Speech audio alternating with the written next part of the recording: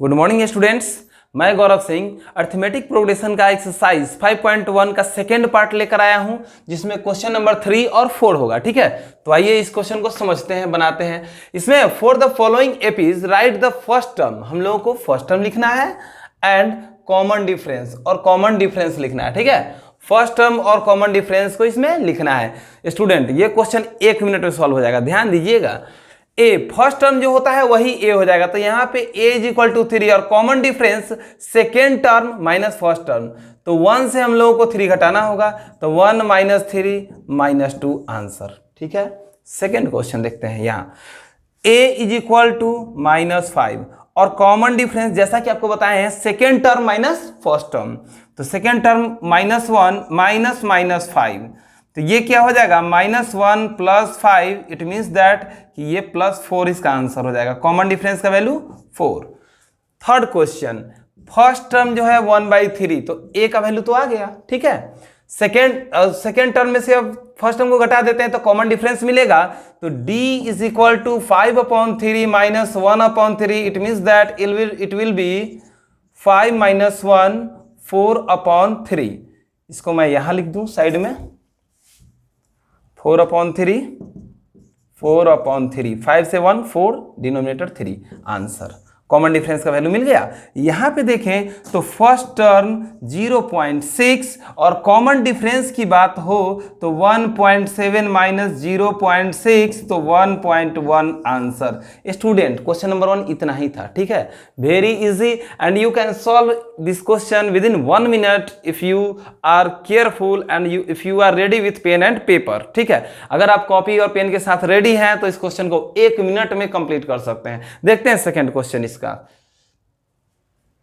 Next question, और ये इस एक्सरसाइज का लास्ट क्वेश्चन है, क्वेश्चन नंबर 4। क्या है कि which of the following are AP. Question number 4 में जो भी क्वेश्चंस दिया हुआ है क्या वो एपी है। If they form an AP find the common difference D and write 3 more terms. If they are AP then we have to find next 3 terms. अगला 3 टर्म हम लोगों को निकालना है अगर वो एपी में है तो पहले तो हमें ये चेक करना है कि एपी में है या नहीं। ठीक है, देखो एपी में चेक करने के लिए स्टूडेंट्स करना यही है कि हर जगह हम लोग कॉमन डिफरेंस निकाल कर देखेंगे, अगर सही है, इक्वल है, फिर ये एपी में होगा। अगर कॉमन डिफरेंस इक्वल नहीं है तो एपी में नहीं होगा।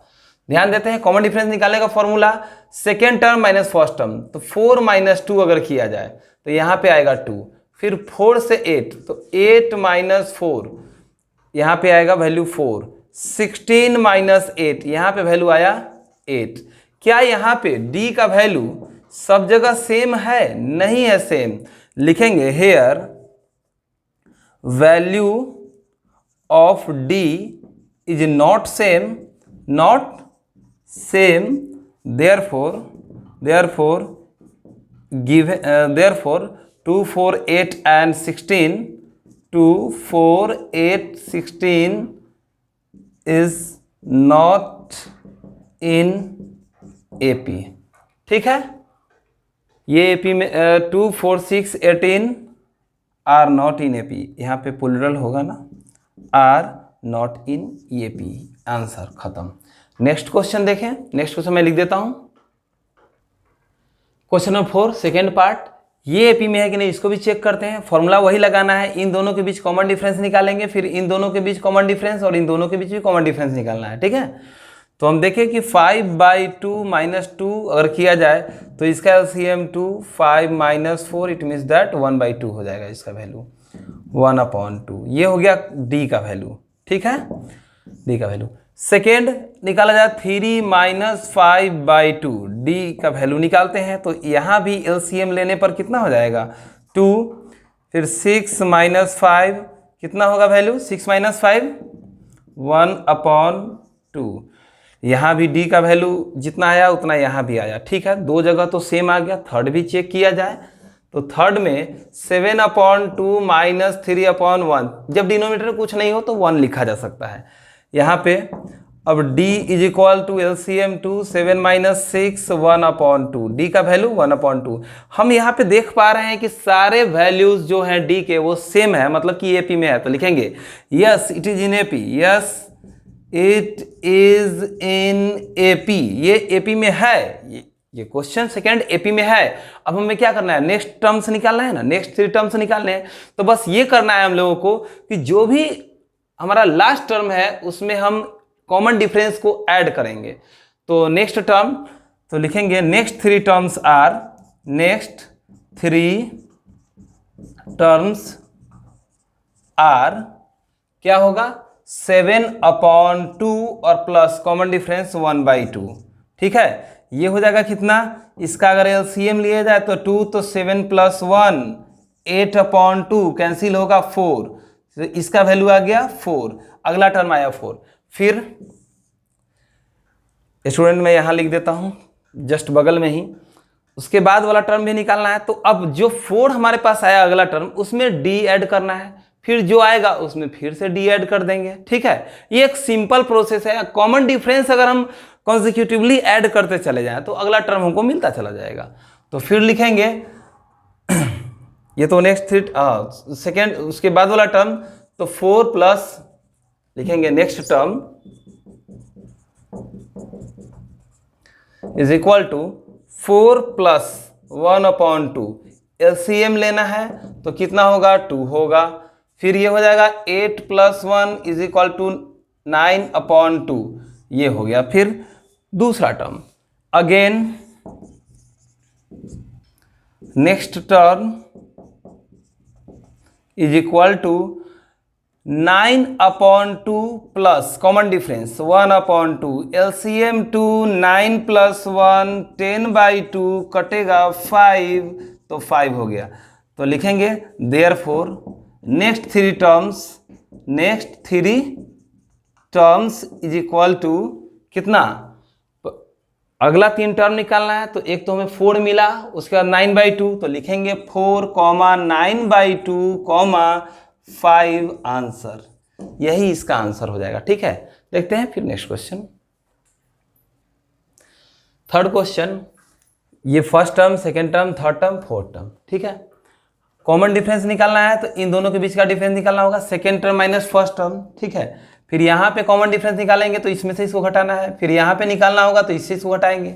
ओके, तो हम लोग देखते हैं कॉमन डिफरेंस। तो d is equal to -3.2 minus 1.2, ये क्या हो जाएगा -3.2 minus plus 1.2, it means that -2, d का वैल्यू आया -2। एक फर्स्ट टाइम में d का वैल्यू -2। अब इन दोनों के बीच चेक करना है हम लोगों को। फिर लिखेंगे again minus d is equal to -5.2 minus 3.2। ठीक है, -5.2 माइनस प्लस 3.2। स्टूडेंट्स इसको सब्ट्रैक्ट करना है, पता ही होगा, जो बड़ा वाला टर्म होता है उसे छोटे वाले को सब्ट्रैक्ट कर देते हैं, बड़े वाले का सिंबल रह जाता है। तो ये कितना हो जाएगा -2 हो जाएगा। कॉमन डिफरेंस यहाँ भी सेम आ गया, यहाँ भी सेम और यहाँ भी सेम। एक टर्म और निकालना पड़ेगा हम लोग को, 7.2 से इसको सब्ट्रैक्ट करना है। फिर लिखेंगे कि d is equal to -7.2 minus 5.2। 2 minus एक साथ रखना सही नहीं होता है, तो डायरेक्ट एक ब्रैकेट दे देते हैं हम लोग। तो d is equal to -7.2 plus 5.2, subtract करने पर कितना होगा -2, d इज इक्वल टू -2। अब बताइए यहाँ पे कॉमन डिफरेंस हर जगह सेम आ रहा है? नहीं, कॉमन डिफरेंस तो हर पॉइंट पे सेम आ रहा है, इसका मतलब है कि ये एपी में है। तो अब क्या लिखेंगे कि here common difference is same therefore it is in AP. अगर ये एपी में है तो अगला 3 टर्म निकालना है। स्टूडेंट्स करना क्या है कि जो d कॉमन डिफरेंस आया है उसको आगे जोड़ते चले जाएंगे। सबसे लास्ट टर्म जो है, मान लो कि ये फर्स्ट टर्म हो गया, सेकेंड टर्म, फर्स्ट टर्म को बोलते हैं a1, सेकेंड टर्म को बोलते हैं a2, थर्ड टर्म को बोलते हैं a3, फोर्थ टर्म को लेंगे a4, उसके बाद fifth term, sixth term, seventh term. तो फिफ्थ टर्म जो होगा वो a5 होगा, सिक्स्थ टर्म a6 और सेवेंथ टर्म a7। करना ये है कि जैसे अब फिफ्थ टर्म निकालना है तो A5 इज इक्वल टू, तो फोर्थ टर्म में डी जोड़ देंगे, फोर्थ टर्म में डी जोड़ देंगे, मतलब A4 में हमको डी जोड़ देना होगा, यही करना है।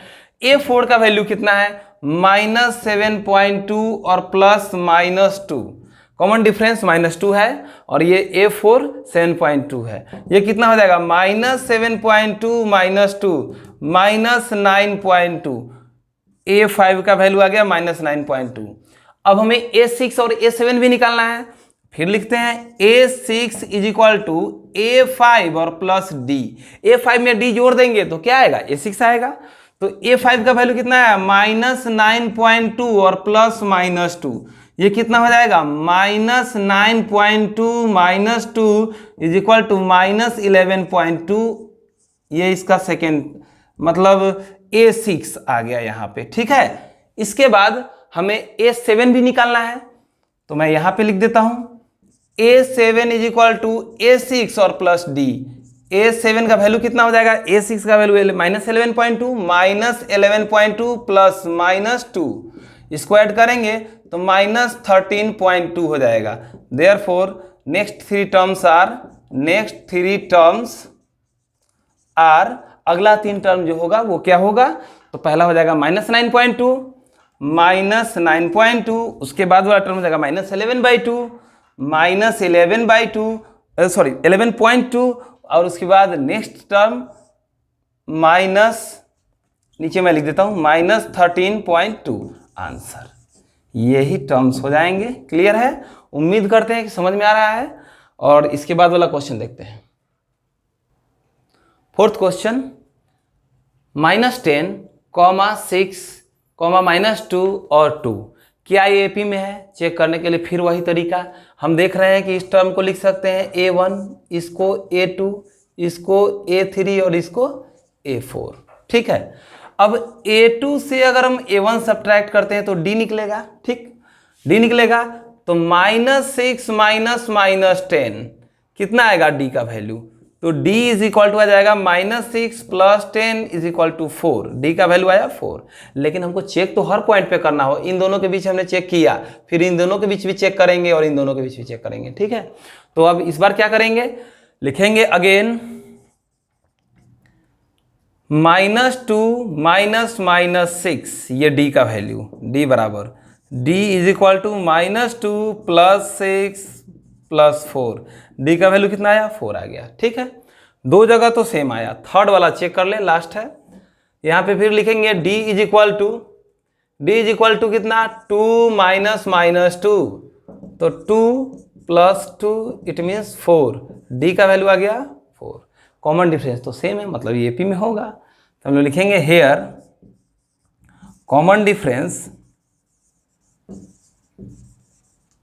Is same, therefore it is in AP, ये AP में है। तो चलो हम लोग पहले तो A4 तक देख लिए, अब निकालना है A5, A6 और A7, A5, A6 और A7, ठीक है। D अगर ऐड कर दिया जाए A4 में, मतलब A5 इज इक्वल टू हो जाएगा A4 + D। A4th टर्म में अगर हम D ऐड कर देते हैं तो 5th टर्म मिलेगा।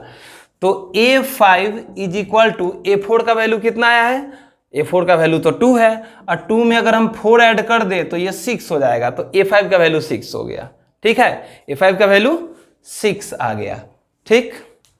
स्टूडेंट्स, बच्चों का कहना था कि शायद नहीं दिख रहा था, मैंने इरेज करके ऊपर लिख दिया है, सेम थिंग है। A4 + D, तो A4 का वैल्यू 2 और D का वैल्यू 4, 2 और 4 6, ये 5th टर्म हम लोग को 6 आ गया। 3 टर्म निकालना है, तो यहाँ पे वैल्यू 6 आ गया, अब इसका निकालना है और यहाँ निकालना है, नहीं। तो चलिए देखते हैं, A6 is equal to A5 + D। अब A5 का वैल्यू कितना है, 6 है, 6 में 4 जोड़ेंगे कितना, 10 आंसर हो जाएगा। तो A6 इज इक्वल टू 6 और +4 is equal to 10। Next term ये हो गया, 10 हो गया यहाँ पे, फिर अगला टर्म तो 10 और 4 14, बिल्कुल इजी है। 10 में आप 4 ऐड कर दो कॉमन डिफरेंस तो 14 आ जाएगा। Means A7 is equal to A6 और प्लस D। A6 का वैल्यू कितना है अभी, 10, तो 10 में 4 ऐड करेंगे 14 हो जाएगा, और ये हमारा हो गया फाइनल आंसर। बात खत्म। टर्म्स आर कितना 6 10 14, 6 10 14 आंसर यही है। क्लियर है? देखते हैं नेक्स्ट क्वेश्चन। क्वेश्चन नंबर 4 का 5th पार्ट क्या है? 3 + √2 3 + 2 2 3 + 3 √3। अब 3 √2 कहने का मतलब है कि कॉमन डिफरेंस तो पहले हम लोग को निकालना ही है, क्योंकि कह रहा है find the common difference D and write 3 more terms. तो कॉमन डिफरेंस निकाले तो d = इन दोनों के बीच का डिफरेंस निकालना होगा, second term minus first term. इसको हम क्या लिख सकते हैं? a1, इसको a2, इसको a3, इसको a4, इसको a5, इसको a6, a7। ध्यान देना है d = a2 minus a1। a2 का वैल्यू 3 + √2 -3 से ये कैंसिल हो जाएगा, बचेगा √2। d का वैल्यू इतना आ गया। ठीक है, फिर लिखेंगे इन दोनों के बीच का डिफरेंस भी निकालना है। 3 + 2 √2। स्टूडेंट्स बहुत ध्यान दीजिएगा, बहुत बच्चों को इसमें कन्फ्यूज़न होता है। कन्फ्यूज़न वाली कोई बात नहीं है, बहुत इजी है, थोड़ा सा ध्यान देने की ज़रूरत है। इस पूरे टर्म को यहाँ पे लिखें, ब्रैकेट देंगे और माइनस इसको यहाँ पे लिखना है 3 + √2। सेकेंड टर्म को थर्ड टर्म से घटा देना है, तो d का वैल्यू आएगा d = 3 + 2 √2 -3 -√2। 3 से 3 कट जाएगा, फिर 2 √2 और -√2। जैसे 2 √2 -√2। अब यहाँ पे बहुत बच्चे कंफ्यूज होते हैं सर इसका आंसर क्या आएगा। ध्यान दीजिएगा, मान लीजिए ना कि 2 डेयरी मिल्क है और यहाँ पे 1 डेयरी मिल्क है। ठीक है, 2 dairy milk 1 dairy milk subtract करेंगे तो एक ही बचेगा ना, तो सीधे √2 1 √2 लिखिए या डायरेक्ट √2 लिखिए, बात बराबर है। यहाँ भी d का वैल्यू सेम ही आ गया। फिर अब इन दोनों के बीच हम लोग को निकालना है d, a4 - a3 d। फिर लिखेंगे again d = a4 - a3। a4 की वैल्यू मैं इसको ऊपर लिख देता हूँ क्योंकि नीचे शायद आपको न दिखे। d = a4 3 + 3 √2 -3 + 2 √2। ब्रैकेट देना जरूरी है क्योंकि ये माइनस दोनों के साथ मल्टीप्लाई होगा 1/1। ठीक है, तो d = 3 + 3 √2 -3 -2 √2। -3 + 3 कैंसिल, उसके बाद 3 √2 और -2 √2। फिर वही बात, 3 डेयरी मिल्क से 2 डेयरी मिल्क को सब्ट्रैक्ट करेंगे, कितना आएगा? 1 डेयरी मिल्क। तो लो भाई √2 इसका वैल्यू आ गया। यहाँ पे हम देख रहे हैं कि कॉमन डिफरेंस सेम है, इसका मतलब है कि नेक्स्ट टर्म्स आएगा। ये एपी में है, therefore we can write it next 3 terms. लिखेंगे here common difference is same, common difference is same, therefore it is in AP. ये एपी में है। अब इसका हम नेक्स्ट वैल्यू निकालेंगे। a5 निकालना है हम लोगों को। a5 = a4 और प्लस d। आप जानते होंगे, हालांकि मैंने बताया भी है कि अगर हम फोर्थ टर्म में d को ऐड कर देते हैं कॉमन डिफरेंस में तो 5th टर्म आता है। तो a5 = a4 का वैल्यू कितना है? 3 + 3 √2, 3 + 3 √2 और प्लस d का वैल्यू √2। तो √2 ऐड होगा सिर्फ इसमें, 3 √2 है और 1 √2 यहाँ पे। ठीक है, 3 और 1 4 हो जाएगा, तो ये बच जाएगा 3 + 4 √2। तो यहाँ पे इसका वैल्यू कितना आ गया? a5 का वैल्यू 3 + 4 √2। अगर फिर यहाँ पे बात करें तो ये हो जाएगा 3 + 5 √2, यहाँ पे हो जाएगा 3 + 6 √2। ठीक है, तो चलिए उसको भी निकालते हैं, बाय प्रोसेस को निकाल कर दिखाते हैं। a6 = a5 + d। a5 का वैल्यू कितना? a6 मतलब 6th टर्म क्या है?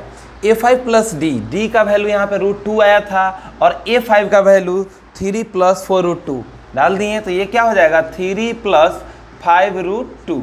इट मीन्स दैट कि a6 का वैल्यू आ गया 3 + 5 √2। ठीक है, अब हम लोग को a6 भी पता चल चुका है, अब a7 भी निकालना है नहीं, तो लिखेंगे a7 = a6 + d।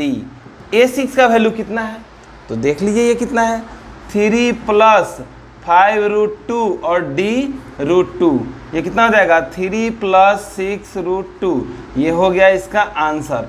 Next terms भी निकालना था, वो भी हम लोग ऑलरेडी निकाल चुके हैं, जैसे 3 + 4√2 A5 हो गया, A6 का वैल्यू 3 + 5√2 और A7 का वैल्यू 3 + 6√2, हमारा फाइनल आंसर हो गया। तो स्टूडेंट्स उम्मीद करते हैं समझ में आ रहा है। वीडियो को लाइक करना मत भूलिएगा, प्लीज़ वीडियो को लाइक जरूर कीजिएगा, ठीक है। देखते हैं नेक्स्ट क्वेश्चन। क्वेश्चन नंबर 6 क्या है, 0.2, 0.22, 0.222, 0.222 और फिर डॉट डॉट डॉट। ये एपी में नहीं होगा, कारण मैं बताता हूँ। यहाँ पे अगर हम इन दोनों टर्म्स के बीच में कॉमन डिफरेंस निकालें तो वो कुछ और आएगा और यहाँ पे कुछ और आएगा, यहाँ पे कुछ और आएगा, डिफरेंस होता जाएगा, ठीक है। डेसिमल का जो पोजीशन होगा वो शिफ्ट होता जा रहा है, मैं इस चीज़ को देख पा रहा हूँ। चलिए आपको भी समझाते हैं। जैसे यहाँ पे अगर हम d निकालें तो d बराबर A2 - A1, ये फर्स्ट टर्म हमेशा A1, second term A2, third term A3 और फोर्थ टर्म A4 होता है। तो A2 - A1 अगर हम लोग करते हैं तो 0.22 माइनस 0.2, अगर इसको सब्ट्रैक्ट करते हैं, ठीक है, तो ये कितना हो जाएगा, यहाँ पे इसको इवन बनाने के लिए पहले 0 कर दीजिए और फिर यहाँ पे सब्ट्रैक्ट करना है तो 0.02 हो जाएगा, ठीक है। ये d का वैल्यू आया। फिर इस पोजीशन पे देखें, इट मीन्स दैट कि A3 - A2 का वैल्यू अगर हम लोग निकालें तो यहाँ पे d क्या होगा कि 0.222 माइनस 0.22। ये डेसिमल के बाद 3 डिजिट है, यहाँ पे डेसिमल के बाद 2 डिजिट है, तो एक 0 देकर इसको भी 3 बना लेंगे ताकि सब्ट्रैक्ट करने में दिक्कत ना हो, ठीक। अब क्या करेंगे, 2 से 0 2, 2 से 2 0, 2 से 2 0, फिर यहाँ पे डेसिमल और यहाँ पे 0। अब आप बताइए, एक जैसे 0.02 है और यहाँ पे 0.002 है, क्या ये दोनों सेम है? ये दोनों सेम बिल्कुल नहीं है, तो ये एपी में नहीं होगा। लिखेंगे here common difference is not same, therefore it is not in AP, okay. तो जब एपी में है ही नहीं तो अगला 3 टर्म निकालने की भी जरूरत नहीं है, ठीक है। अब देखते हैं क्वेश्चन नंबर 7। क्वेश्चन नंबर 7, 0, -4, -8, -12, ठीक है। देखते हैं d अगर निकाला जाए तो -4 से पहले 0 को निकालते हैं इन दोनों के बीच, -4 - 0 बराबर -4, ठीक है। फिर d का वैल्यू यहाँ पे इन दोनों के बीच निकाला जाए तो -8 -4, ये क्या हो जाएगा, -8 + 4, -4 वैल्यू आया d का, ये भी ठीक है, ओके। फिर अब इन दोनों के बीच भी हमको चेक करना पड़ेगा कि d का वैल्यू इक्वल है या नहीं। तो फिर लिखेंगे again d is equal to -12 -8, ये क्या होगा, -12 + 8 -4। आप देख सकते हैं कि d का वैल्यू हर पॉइंट पे सेम आ रहा है। अगर d का वैल्यू सेम है तो अगला 3 टर्म निकलेगा, ओके। अगर d का वैल्यू सेम है तो अगला 3 पॉइंट निकलेगा ही। तो इस चीज को हम लोग कंटिन्यू करते हैं और तो टर्म्स को देखें, अगला टर्म क्या होगा। तो नेक्स्ट टर्म निकालने के लिए हमको क्या करना है, सिर्फ d को ऐड कर देना है। लास्ट टर्म में कॉमन डिफरेंस ऐड करते चले जाएं तो मिल जाएगा। ये A1, A2, A3, A4, ये वाला A4 हो जाएगा, फिर A5, फिर A6 और A7 हम लोग को निकालना है, नहीं। तो A5 इज इक्वल टू क्या होता है, A4 + D, A4 + D।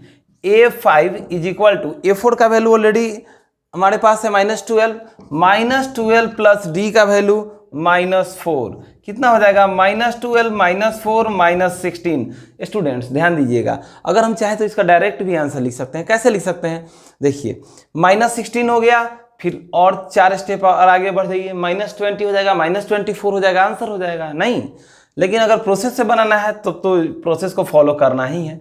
-16 यहाँ पे हो जाएगा, A5 की जगह पे, A6 की जगह पे क्या हो जाएगा कि A5 + D, A5। अब A5 क्या है, ये तो हम देख रहे हैं -16 + -4, तो ये कितना हो जाएगा, -16 + -4 -20। A6 का वैल्यू -20।